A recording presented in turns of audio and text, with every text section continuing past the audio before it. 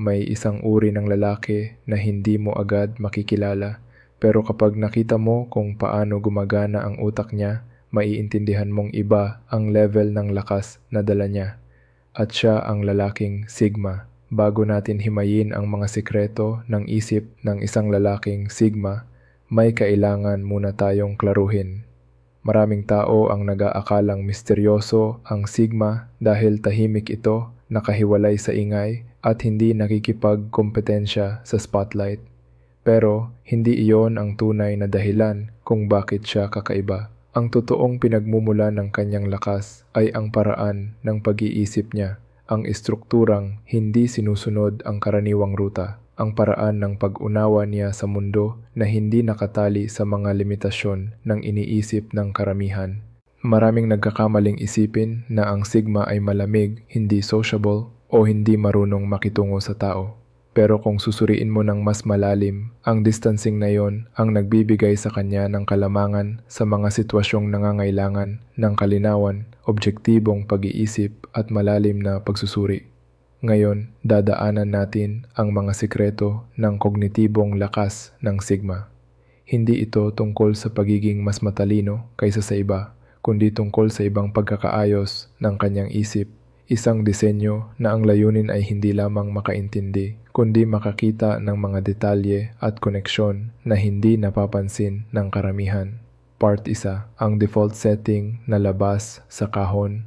Karamihan sa mga tao ay nag-iisip base sa mga alam na nilang solusyon. Ang problema, isinisiksik nila ang sitwasyon sa mga pamilyar na molde. Ang Sigma, iba ang galaw. Hindi niya agad tinatanggap ang kasalukuyang paraan ng pagtingin sa isang problema. Bago pa man magsimula ang iba maghanap ng sagot, siya ay nagtatanong kung tama ba ang mismong frame. Hindi ito pagiging mapangontra. Ito ang natural na paraan ng kanyang utak para mahanap ang ugat ng bagay. Binabasag niya ang estruktura, inuulat mula simula, at doon lumilitaw ang mga solusyong hindi makikita ng taong nakakulong sa lumang sistema. Kaya ang Sigma ay madalas bayani ng mga ideyang hindi lang bago, kundi lumilihis sa ordinaryo. Part 2. Ang talino sa matinding obserbasyon. Habang karamihan ay nakatuon lang sa impormasyong kailangan nila para makausad, ang Sigma ay kumukuha ng mas malawak na larawan.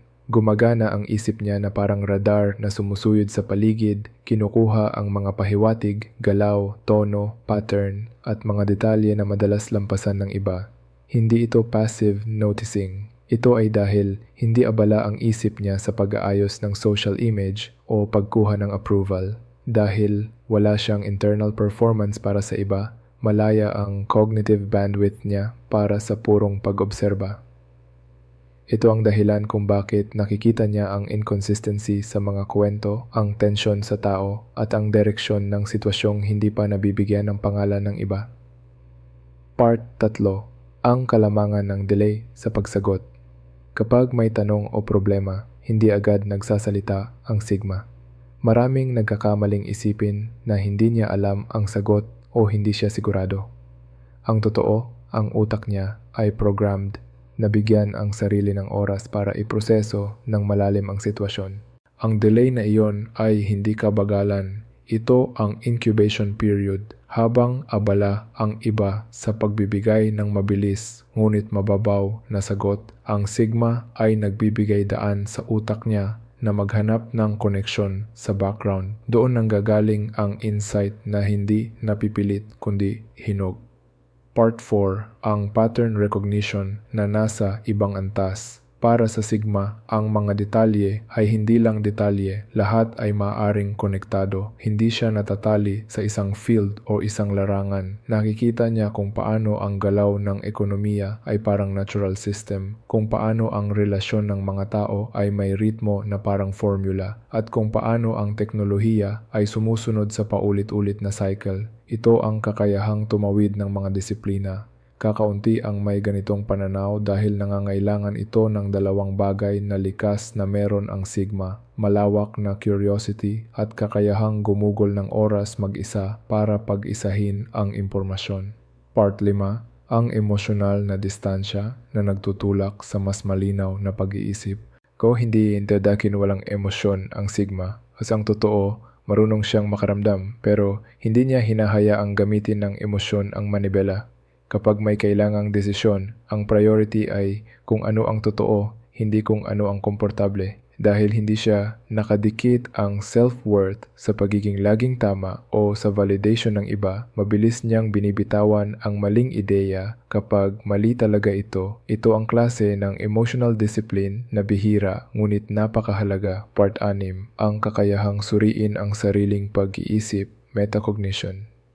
Habang ang iba ay inuulit lang ang paraan nila ng pag-iisip, ang Sigma ay parang nag-a-update ng operating system niya habang tumatagal. Hindi lang siya nag-iisip, pinagmamasdan niya kung paano siya nag-iisip. Kilala niya ang sarili niyang bias, nakikita niya kapag may mali sa proseso niya. Gumagawa siya ng bagong paraan ng pag-atake sa problema. At dahil dito, habang ang iba ay plato sa paglipas ng edad, ang Sigma ay patuloy na lumalawak ang mental range.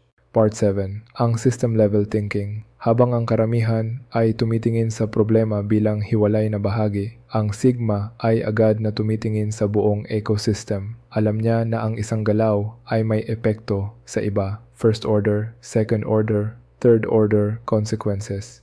Ito ang dahilan kung bakit nakakapagplano siya ng mas malayo kaysa sa karamihan. Hindi lang niya tinatanong kung ano ang mangyayari. Ang tanong niya ay ano ang susunod pagkatapos noon. Ito ang nagbibigay sa kanya ng strategic advantage. Ending, sa dulo, ang katalinuhan ng Sigma ay hindi nasusukat sa bilis ng sagot, sa galing sa pag-perform o sa taas ng IQ score. Ito ay tungkol sa ibang paraan ng pagbuo ng isip, isang paraan na inuuna ang lalim kaysa sa impresyon, sistema kaysa sa piraso, at katotohanan kaysa sa social expectation. Ito ang dahilan kung bakit ang mga lalaking Sigma ay madalas makakita ng solusyong hindi nakita ng iba, makaintindi ng pattern na hindi nakita ng marami, at makapagsalita ng insight na tila out of nowhere pero eksaktong tama. Kung gusto mong makita kung paano lumalabas ang estilo ng pag-iisip na ito sa pang-araw-araw na buhay, panoorin ang susunod na video tungkol sa 7 paraan ng pagtakbo ng utak ng Sigma.